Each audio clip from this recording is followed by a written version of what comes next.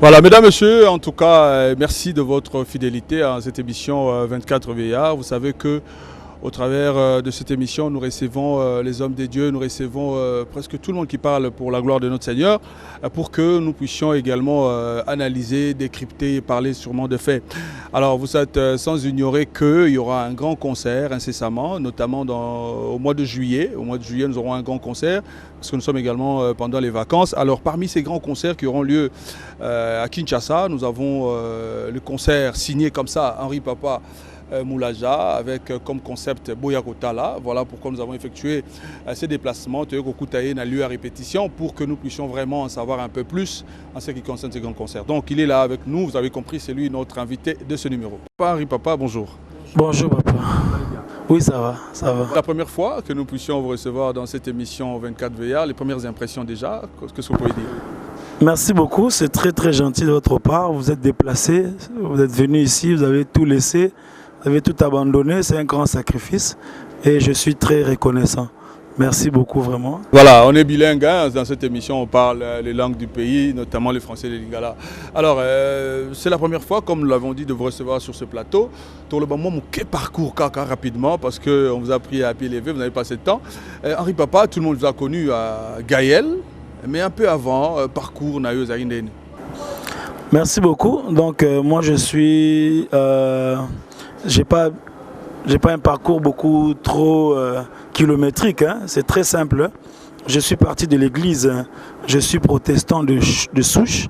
Alors donc je suis né d'une famille chrétienne et là nous étions membres de l'église protestante à Lemba, et donc choriste. Notre chorale, c'est la chorale Gloria qui existe jusqu'à aujourd'hui. Et puis de là maintenant, Papa Franck préparait son album, il avait un album intitulé Jérusalem, Sika. Et pendant qu'il préparait son album au studio Sangwalam, c'est là qu'il a croisé Papa Alain, qui préparait aussi son album, Prince Glorieux. On a dit à Papa Alain qu'il y a un jeune ici qui fait très bien de la musique et tout ça. Et donc Papa Franck, il a arrangé l'album de Papa Alain, Prince Glorieux. C'est là que Papa Alain lui a proposé, il a dit non, j'ai un beau projet d'une structure de musique, d'adoration et tout ça. Et donc c'est là qu'ils se sont mis ensemble pour faire Adorons l'Éternel. Et donc là maintenant Papa Alain était dans l'organisation, il écrivait des beaux textes, mais du point de vue artistique, pratique et tout ça, musique, c'est Papa Franck qui s'occupait de ça. C'est là qu'il a pris le choriste de l'église, dont moi. C'est là qu'on a commencé à Gaël. Donc j'ai la grâce d'être vraiment le début, le tout premier. C'était d'abord une émission à la radio Sangomalamu.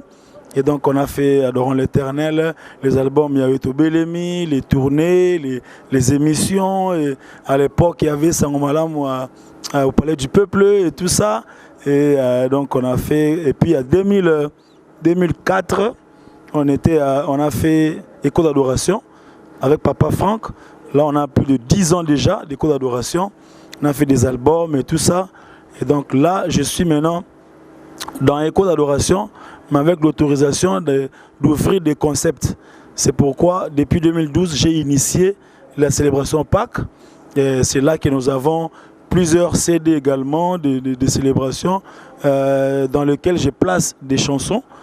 Dans Boya Kotala, Yahweh et tout ça, Semboula Loboko, la première version et tout, c'est dans des albums de Pâques. Bon, aujourd'hui ça fait 20 ans déjà, hein, plus de 20 ans. Gaël Tao fêtait 20 ans dans le mois d'août. Donc, bon, l'affaire, en fait, le gros, je crois que c'est l'incompréhension, tout simplement. L'incompréhension, là où il y a des hommes, il y a toujours des petits soucis. Alors, lorsqu'il y a incompréhension comme ça, c'est mieux de ne pas continuer à faire semblant, de ne pas faire l'hypocrisie. Ce qui a fait que, bon, on garde contact, on est bien, mais du point de vue travail, il serait mieux qu'on ne soit plus ensemble, juste pour des raisons de quiétude, pour des raisons de travail.